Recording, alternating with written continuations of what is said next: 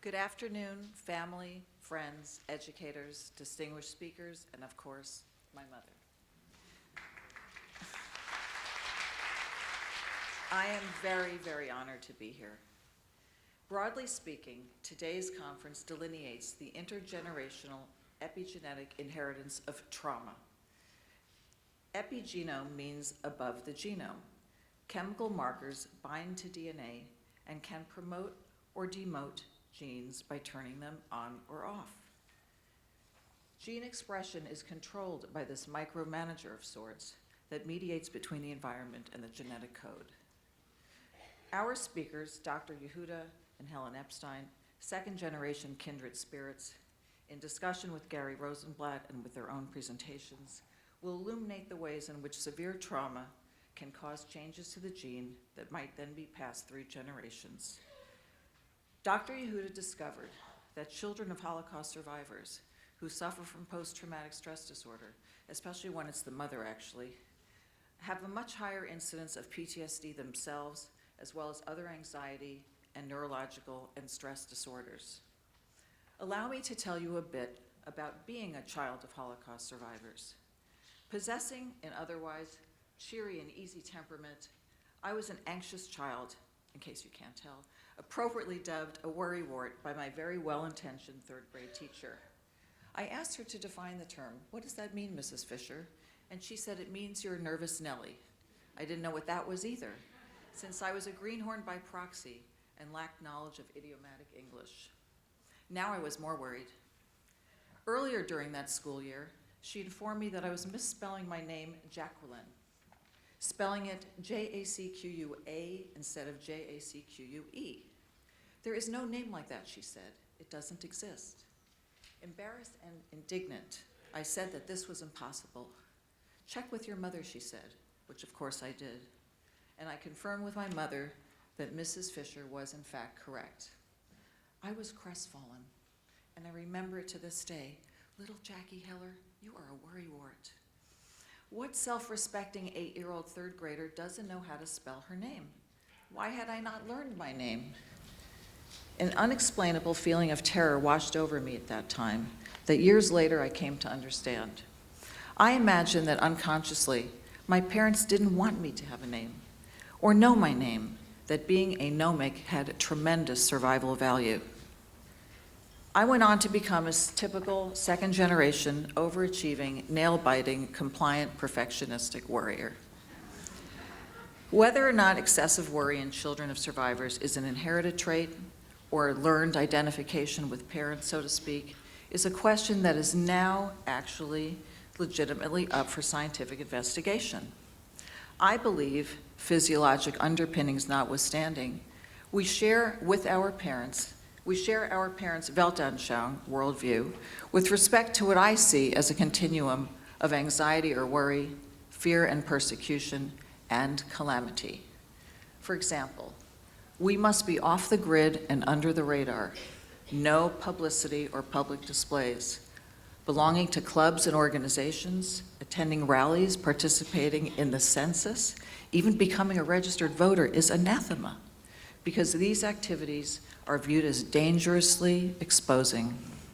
One false move will lead to being identified, counted, God forbid Googles, ultimately perhaps hunted, maybe even exterminated. Given the history of trauma, automatic avoidance, escape, and safety hatches are understandable adaptations given the constant reactivation of perceived impending annihilation.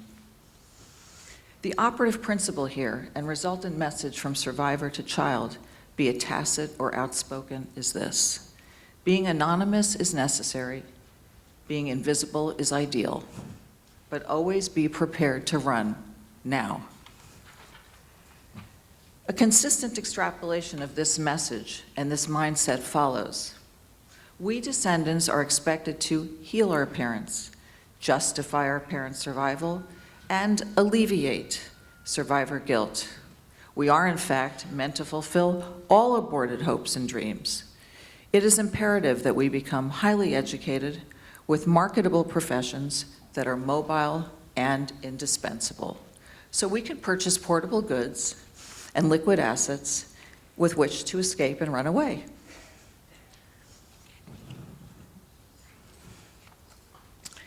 Medicine is the ideal example. Medicine has always been permissible to Jews in the diaspora. Historically, doctors could barter their services for goods. We doctors bring purpose and meaning to our parents' survival. Best, of course, is that it is in fact an indispensable and portable profession, ensuring our safety because doctors are needed the world over. Even the enemy will benefit from our skill and expertise. Moreover, it is a profession that mitigates survivor guilt since we save lives. The Talmud, after all, states that he who saves a life saves the universe. Alas, as my mother says, each family needs at least one Jewish doctor. Not wants, needs. With misty eyes gazing at me ever so lovingly, my late father, Joseph Heller of blessed memory, told me that I would become a fantastic pediatrician. I was 5 when I first received the assignation.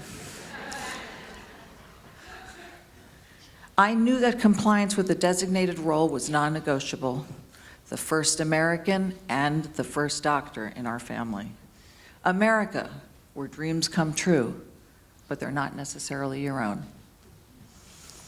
Consider the inherent paradox of being simultaneously invisible and wildly successful, a stressful predicament worthy of examination by Woody Allen. No matter how brilliant or successful you become, even a Nobel laureate is not exempt from sewing a stash of cash and diamonds into the lining of his or her escape jacket. My mother, Fanya Gottesfeld Heller, has actually come out of hiding in every way. Her descendants, myself included, follow in her footsteps. Here I am. My mother was a small-town Jewish girl from Eastern Poland. Bookish and brilliant, she was encouraged in her studies by her modern, free-thinking, Esperanto-speaking father. He had no qualms about his bright daughter being well-educated, irony. Birds of a feather, they shared a bond of hope and expectation that soon she would go to Paris to study medicine.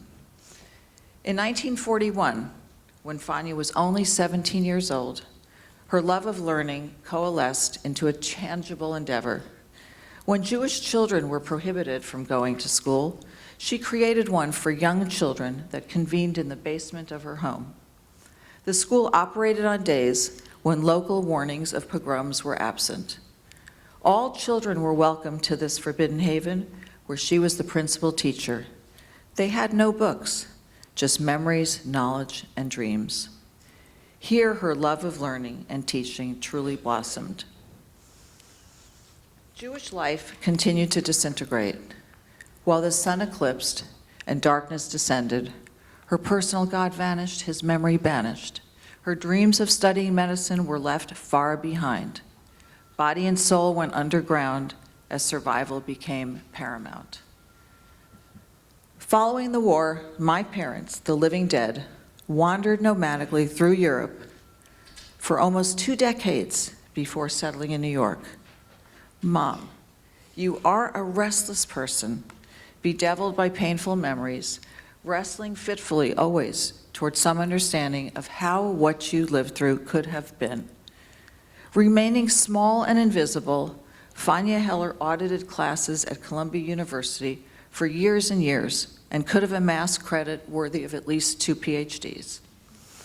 Ultimately, the desire for the diploma and my nagging her outweighed her fear of matriculation, and she earned 2 degrees. In fact, we got our master's degree on the same day and jumped from one graduation to the next. These diplomas emboldened her to not only embrace, but to share the absolute truth of her story in her provocatively uncensored memoir, Love in a World of Sorrow. Since that publication, my mother's mission has been to broaden minds and to bear witness, thereby creating more witnesses. Her bravery and vulnerability, when speaking, at once captivates and disarms audiences. We emerge from her presence knowing that by taking an active stand against evil, one act of human kindness can save many lives. On a decaying earth that lay fallow during days that were dark with the stench of death, you lovingly planted seedlings of hope. Mom, you survived, and the fruits of your labor multiplied in every way. 75 years have passed since your secret little basement school, and look around you. This is astounding. No amount of daydreaming could have conjured such a vision. The successful creation and sponsorship of this very program sprung away from those kernels of hope. And so we have come full circle from the days of your makeshift school. T.S. Eliot said, "We shall not cease from exploration, and the end of all our exploring will be to arrive where we started and know the place for the first time." Like a phoenix rising from the ashes, you emerged a most visible and mighty force of nature. Your influence and your strength enabled you to reinvent yourself and validate your own survival. And I grew up alongside your dynamic unfolding and emerged at your side. I am often reminded of Faye Moskowitz's book, Her Face in the Mirror.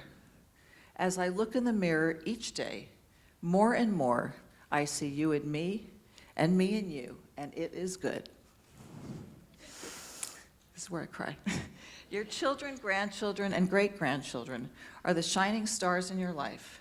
We embody yours and Dad's spirit, celebrating within ourselves all that is resilient and good, as do the many thousands of men and women, including the participants here, and who have been and are profoundly impacted by your wisdom and generosity. Always prepared to offer your message of hope and redemption, your legacy of teaching us to keep hope alive will sustain generations to come, God willing. Mom, as you say to me, I will love you till my last breath. And whether by nature or nurture, I trust that our family, our children, will continue your work towards living in a more human and humane world. Thank you.